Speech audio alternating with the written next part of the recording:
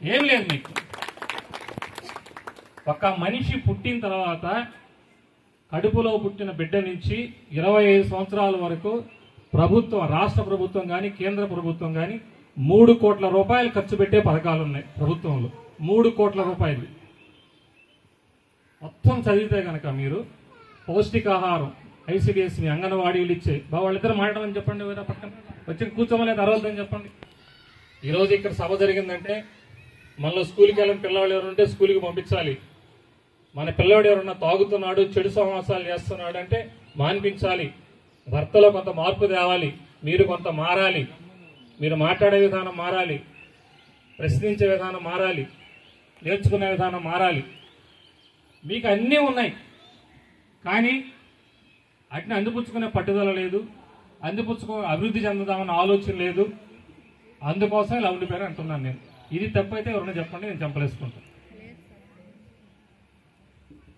మరీ ముఖ్యంగా గిరిజనులకు ఉన్నటువంటి పథకాలు అంటే ఆ రోజు భారత రాజ్యాంగం రాసిన అంబేద్కర్ కానీ ప్రభుత్వాలు అయినటువంటి ప్రభుత్వాధినేతలు కానీ చాలా పథకాలు ఫస్ట్ ప్రయారిటీ తీసుకునేది ఎవరంటే వారికి కూడా తెలుసు ఈ భూగోళంలో అంటే ఈ ఆంధ్రప్రదేశ్ రాష్ట్ర ప్రభుత్వం లేదా భారతదేశంలో బాగా వెనకబడిన తరగతులు అంటే గిరిజన తెగలు. గిరిజనులు అంటే యాక్చువల్గా ఎక్కడో కొండ కోణంలో నియమించేవాళ్ళు. ఆ రోజు ఏ మహానుభావుడు ఓళ్ళల్లో ఉన్న మనల్ని కూడా తీసుకెళ్ళి ఆ గిరిజనుల్లో వేశారు. ఆయనకి 100 సార్లు నమస్కారం పెట్టుకోవాలి మనందరం కూడా. ఎస్, ఆయనకి మనందరం 100 సార్లు నమస్కారం పెట్టుకోవాలి. మీ అందరికీ తెలుసో తెలియదో, ఎంతమందికి తెలుసో తెలియదో, సిటీసీ యాక్ట్ అని ఒకటి ఉండేది. ఈ ఊరి నుంచి పక్క ఊరికి వెళ్ళాలంటే ఈయన దొంగ కాదు, పని మీద వెళ్తున్నాడని చెప్పి ఆ ఊరికి గ్రామ మున్సిపల్ మీకు ఒక కాగితం రాసియాలి. అప్పుడు ఒక నమస్కారం పెట్టుకోవాలా. ఇంతమంది ఇన్ని త్యాగాలు చేసి ఇన్ని అర్హతలు ఇచ్చి మీకు ఓటు ఇచ్చి మీరు ప్రతి పథకానికి అర్హులని చెప్పి ఏ స్కూల్లోకి వెళ్తే కూడా మీకు ఉచితంగా విద్య చెప్తూ, మన పక్కనే ఉంది చంద్రశేఖరపురం జిల్లా మొత్తంలో అత్యున్నత హై ఎడ్యుకేషన్ ఇస్తున్నారు. అక్కడ జిల్లా మొత్తం సీట్ల కోసం అడుగుతూ ఉంటారు. మీకు బషీర్ గారిని అడుగుతుంటారు, నన్ను అడుగుతుంటారు అక్కడ సీట్ ఇమ్మని చెప్పేసి. కానీ సర్వీస్ ఏరియా కింద మీ అందరికి ముందిస్తారు సీట్. అక్కడ అంత మంచి విద్య చెప్తున్నారు అక్కడ. కాబట్టి దయచేసి ఆలోచన మార్చండి, ఆచరణను మార్చండి.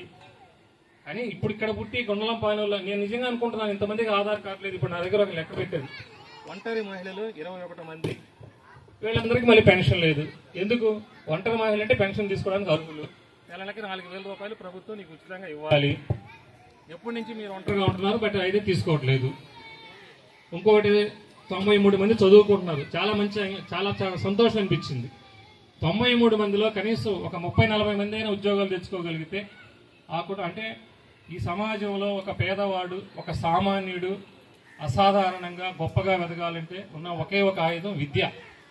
ఎన్ని చేసైనా సరే మీ పిల్లలు ఇప్పుడు సత్యవతమ్మ గారు అమ్మాయిని అడుగుతూ ఉంది, ఎందుకు ఆ అమ్మాయి ఎదురుగా కూర్చోవాలి స్కూల్కి వెళ్లకుండా? ఇప్పుడు కూడా స్కూల్కి వెళ్ళొచ్చు, ఏమి వయసు అయిపోలేదు. అమ్మాయి అంటే అమ్మాయి కాదు, ఎవరైనా చెప్తున్నాను నేను. స్కూల్ డ్రాప్ అవుట్స్ అని ఉన్నారు, ఎప్పుడైనా చేర్చుకుంటారు.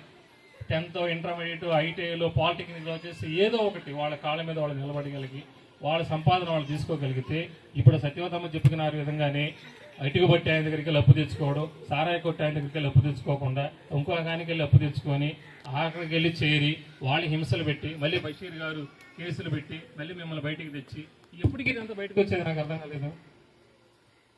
అది కూడా ఈ బెల్ట్లో నాకు చాలా విచిత్రం అనిపించింది. అసలు నేను అనుకునేవాడు రోడ్డు మీద ఎప్పుడు పోతా, చాలా డెవలప్ అయిన గుండలంపాలెం సంఘం కదా, బాగా చదువుకుని ఉంటారు అందరూ కూడా. గుండలంపాలెంలో చాలా మంది రెడ్లు ఉన్నారు. అప్పుడు 40-50 ఏళ్ల క్రితం కొడలూరులో చాలా మంచి స్కూల్ ఉంది అనుకుంటే, ఇప్పుడు చూస్తే చేతులు ఎత్తమంటే ప్రధానికి ఎత్తున్నారు చేతులు, కార్డులు లేదని చేతులు ఎత్తున్నారు, జాబ్ కార్డు లేదని చేతులు ఎత్తున్నారు, ఆరోగ్యశ్రీ కార్డు లేదని చేతులు ఎత్తుతున్నారు.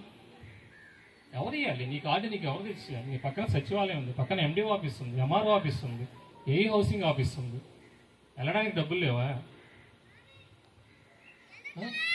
మన కోడి కోసం తినడానికి డబ్బులు ఉన్నాయా? సారాయి కొట్టుకోవడానికి డబ్బులు ఉన్నాయా? కార్డు తెచ్చుకోవడానికి డబ్బులు లేవా? చెప్పినోడు లేడా? రాసినోడు లేడా? చుట్టూతో ఉన్నారు అందరూ. కాబట్టి ఎవరో వచ్చి మనకి ఏదో చేసేస్తారు అని ఎప్పుడు కూడా చేస్తారు. బషీర్ గారు లాంటి వాళ్ళు కొంత చేస్తారు, సత్యవంతం లాంటి వాళ్ళు కొంత చేస్తారు, ఎంపీడీఓ గారు లేదా ఏఈ హౌసింగ్ గారు కొంత చేస్తారు. కానీ ఆ పని గట్టెక్కించుకొని మన కుటుంబాన్ని బాగు చేసుకొని మన ఆలోచనను మార్చుకొని బాగుపడాల్సింది, బాగు అవ్వాల్సింది మనమే.